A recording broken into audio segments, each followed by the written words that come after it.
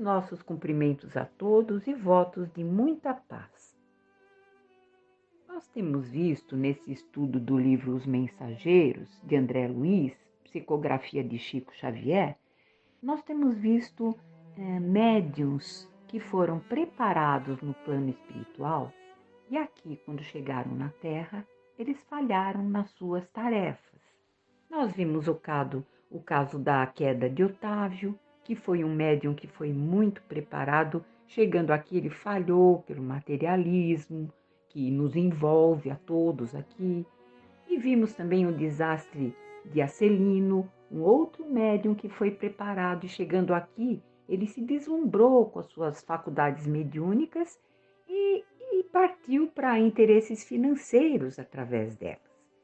Então aqui, o André Luiz junto a Vicente, eles estão naquele centro de mensageiros, foram deixados pelo Aniceto lá, para que eles, através daquelas conversações, daqueles fracassos, daquelas conversas edificantes, eles se melhorassem, eles adquirissem uma experiência maior dos fracassos, dos riscos que aqui corremos quando chegamos aqui, apesar do preparo.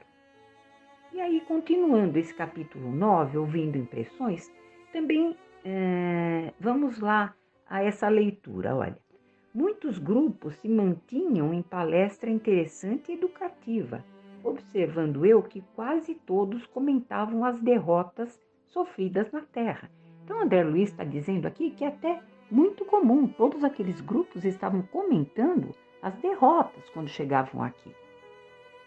E aqui ele vai comentar o caso de uma velhinha simpática que estava conversando com duas companheiras. Ela está dizendo, fiz quanto pude. No entanto, os laços de família são muito fortes. Algo se fazia ouvir sempre com voz muito alta em meu espírito, compelindo-me ao desempenho da tarefa. Essa aqui é ajuda. Então, ela sempre ouvia no interior do seu espírito, ela ouvia aquelas vozes compelindo essa velhinha à tarefa, que ela foi preparada para isso. Mas chegando aqui, o que ela viu? O marido, no caso ela comenta aqui do Amâncio, né, que ele nunca se conformou, era o marido dela. E se os enfermos procuravam para um receituário comum a ela, agravava-se a neurastenia desse Amâncio. Se os companheiros de doutrina convidavam para os estudos evangélicos, ele se revoltava ciumento. Que pensam vocês, ela está dizendo, chega a mobilizar minhas filhas contra mim. Como seria possível, em tais circunstâncias, atender a obrigações mediúnicas? Então, isso é muito comum. A família é contrária às tarefas que temos que executar. Então, ali é a desculpa. Como eu posso prosseguir? Então, aquele desculpismo. Como eu posso prosseguir se a minha família é contra tudo aquilo que eu quero praticar, tudo aquilo que eu quero fazer?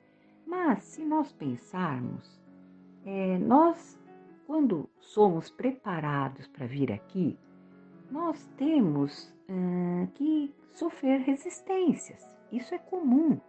De alguma maneira, nós vamos ter as resistências, porque nada é fácil, nada flui de maneira tranquila. Sempre vão haver os impedimentos para aquilo. Então, é a resistência, a capacidade de resistirmos a essas tentações, a esses desculpismos. Algumas horas na semana, sempre é possível nós burlarmos essa vigilância, entre aspas, né, que eles fazem a nós, a nossa família, os nossos amigos, os nossos compromissos. Então, de alguma maneira, nós conseguimos burlar tudo isso e seguir a tarefa mediúnica.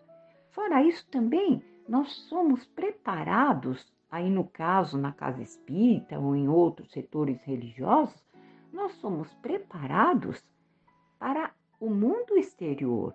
Então, quando chegamos aqui, no nosso trabalho, na nossa família, nós estamos sempre preparados para darmos o bom exemplo. Então, a humildade, a resistência, a paciência, tudo isso vai nos ajudar a caminhar nessa área externa, nos dando, quer dizer, nós, no caso, nós não estaremos falando e doutrinando ninguém, mas de alguma maneira estaremos dando um exemplo bom para que os outros nos sigam, para que os outros pensem, nossa, que paciência, como essa pessoa ela se vira humildemente para dar conta daqui e dali. Então, tudo isso são os pontos positivos que poderemos levar sem fracassar na família e sem fracassar na tarefa espírita.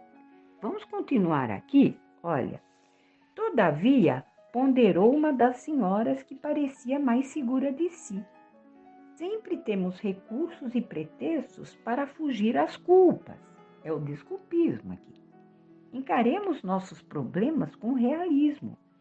Há de convir que, com o socorro da boa vontade, sempre lhe ficariam alguns minutos na semana e algumas pequenas oportunidades para fazer o bem. Talvez pudesse conquistar o entendimento do esposo e a colaboração afetuosa também das filhas, se trabalhasse em silêncio, mostrando sincera disposição para o sacrifício. E é o que falamos agora. Então, de alguma maneira, nós conseguimos convencer aqueles que estão tentando nos impedir, convencer de que se trabalharmos com aquele silêncio, com boa vontade, com humildade, nós poderemos levá-los também a uma situação diferente, a um pensamento diferente, simpatizantes do nosso comportamento, simpatizantes daquilo que vamos fazer, da maneira que estamos sendo preparados. E continuando, nossos atos, Mariana, são muito mais contagiosos que as nossas palavras. Sim, respondeu a interlocutora, emitindo voz diferente. Concordo com a observação. Em verdade, eu nunca pude sofrer a incompreensão dos meus, sem reclamar. Então, ela não foi paciente, ela acabava reclamando. Quando estavam tentando burlar as suas atividades, o que ela fazia? Ela reclamava, ela acabava consentindo no menor esforço, e acabava consentindo com toda aquela situação e acabava falhando. Para aquela companheira mais sensata falando, para trabalharmos com eficiência, é preciso saber calar antes de tudo. Teríamos atendido perfeitamente aos nossos deveres se tivéssemos usado todas as receitas de obediência e otimismo que fornecemos aos outros. Aconselhar é sempre útil, mas aconselhar excessivamente pode traduzir esquecimentos de nossas obrigações. Assim digo, porque meu caso, a bem dizer, é muito semelhante ao seu. Fomos ao círculo carnal para construir com Jesus, mas caímos na tolice de acreditar que andávamos pela terra para discutir nossos caprichos. Não executei minha tarefa mediúnica em virtude da irritação que me dominou, dada a indiferença dos meus familiares pelos serviços espirituais. Aqui no caso ela está dizendo que ela falhou, não porque eles eram contrários, mas porque eles eram indiferentes a todo aquele trabalho. Então ela acabou desanimando, aquele otimismo que deveria movê-la, acabou se arrefecendo. Nossos instrutores aqui muito me recomendaram antes que para bem ensinar é necessário exemplificar melhor. Entretanto, por minha desventura, tudo esqueci no trabalho temporário da terra. Veja bem, ela fala trabalho temporário da terra. Quando chegamos aqui, ele parece indefinível, ele parece que é eterno, mas não, é um trabalho temporário. Então, todo sacrifício é válido, em favor daquilo que possamos ter sido preparados. Continuando, se meu marido fazia ponderações, eu criava refutações. Não suportava qualquer parecer contrário ao meu ponto de vista em matéria de crença, incapaz de perceber a vaidade e tolice dos meus gestos. Das reflexões nasceu minha perda última, na qual agravei de muito as responsabilidades. Quase mensalmente, Joaquim e eu nos empenhávamos em discussões e não trocávamos apenas os insultos contundentes, mas também os fluidos venenosos segregados por nossa mente rebelde e enfermiça. Entre os conflitos e suas consequências, passei o tempo inutilizada para qualquer trabalho de elevação espiritual. Então, ela perdia tempo em discussões totalmente desnecessárias, quando ela poderia ter aproveitado o tempo melhor e, através do seu exemplo, ter convencido o Joaquim, no caso, né, que era o marido dela, ela ter convencido o Joaquim de que ela estava certa, de que ela estava correta. Então, ela perdeu tempo em discussões. Com aquela indiferença dele, ela acabou se perdendo. Nesse instante, chamou-me Vicente para apresentar um amigo. Então, André Luiz ele continua dizendo que Vicente, né, eles estavam caminhando e o Vicente quis apresentar a ele um amigo. Ao nosso lado, outro grupo de senhoras conversava animadamente. E ele e André Luiz prestando atenção em outra conversa, em outro grupo que estava conversando, de senhoras que estavam conversando. Então ela dizia: afinal, Ernestina, indagava uma delas, a mais jovem, qual foi a causa do seu desastre? Apenas o medo, minha amiga, explicou-se a interpelada. Tive medo de tudo e de todos. Foi o meu grande mal. Mas como tudo isso impressiona, você foi muitíssimo preparada. Recordo-me ainda das nossas lições em conjunto. As instrutoras do esclarecimento confiavam extraordinariamente no seu concurso. Seu aproveitamento era um padrão para nós outras. Sim, e aí a Ernestina vai responder: sim, querida Benita. Suas reminiscências fazem-me sentir com mais clareza a extensão do meu fracasso pessoal. Entretanto, não devo fugir à realidade. Fui a culpada de tudo. Preparei-me o bastante para resgatar antigos débitos e efetuar edificações novas. Contudo, não vigiei como se impunha. O chamamento ao serviço ressoou no tempo próprio, orientando-me o raciocínio a melhores esclarecimentos. Nossos instrutores me proporcionavam os mais santos incentivos, mas desconfiei dos homens, dos desencarnados e até de mim mesma. Nos estudiosos do plano físico, enxergava pessoas de má fé. Nos irmãos invisíveis, presumia encontrar apenas galhofeiros fantasiados de orientadores. E em mim mesma, receava as tendências nocivas. Muitos amigos tinham-me em conta de virtuosa, pelo rigorismo das minhas exigências. Todavia, no fundo, eu não passava de enferma voluntária, carregada de aflições inúteis. Então, aí no caso, a Ernestina foi preparada e quando chegou aqui, com aquela sensação que ela tinha dentro dela de acertar muito, ela acabou desconfiando dos palestrantes, aí no caso, né?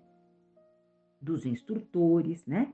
Que as ensinavam, que a incentivavam para o caminho do trabalho. Ela também desconfiou dos desencarnados e até ela desconfiou da própria mediunidade dela mesma. Então, aquele rigor absoluto também não é de alguma forma bem-vindo, porque é um rigor exagerado. Termos o cuidado, sim, mas não aquele rigor que nos afasta da tarefa. E continuando, foi uma grande infantilidade da sua parte, retrucou a outra. Você esqueceu que na esfera carnal, o maior interesse da alma é a realização de algo útil para o bem de todos, com vistas ao infinito e à eternidade.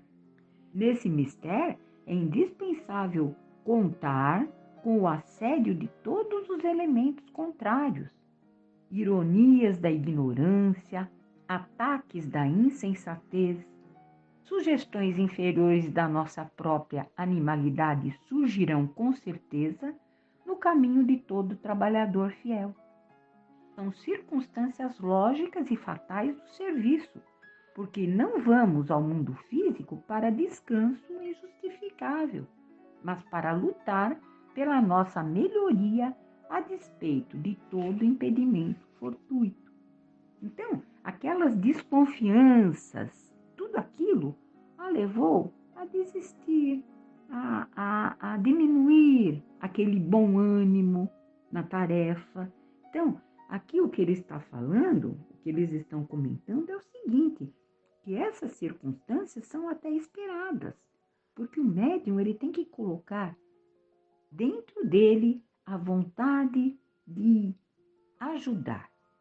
O tempo, favorecer o tempo que está aqui com atitudes úteis, não apenas na casa espírita, mas em toda a sua vida física, no trabalho, na família. Ele precisa se preparar. Para isso ele foi preparado no plano espiritual, para que ele aqui agisse de modo correto em todos esses setores.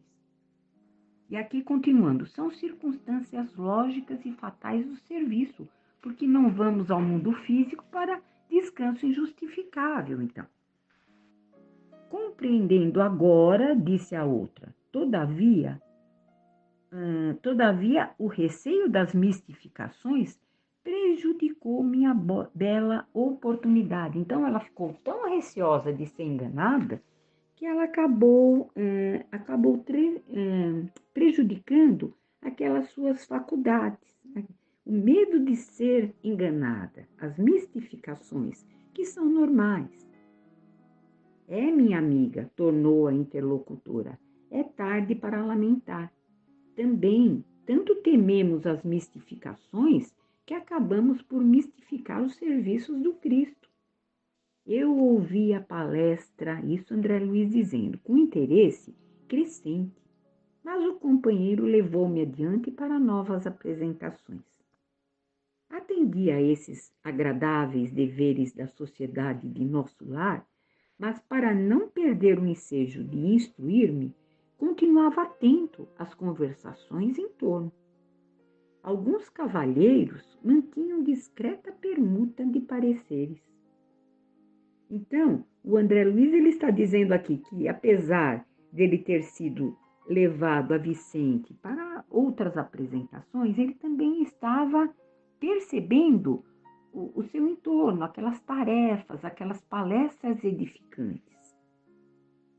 Reconheço que fali, dizia um deles em tom grave, e muito já espiei nas regiões inferiores, mas aguardo novos recursos da providência. Faltou-lhe, porém, bastante orientação para o caminho?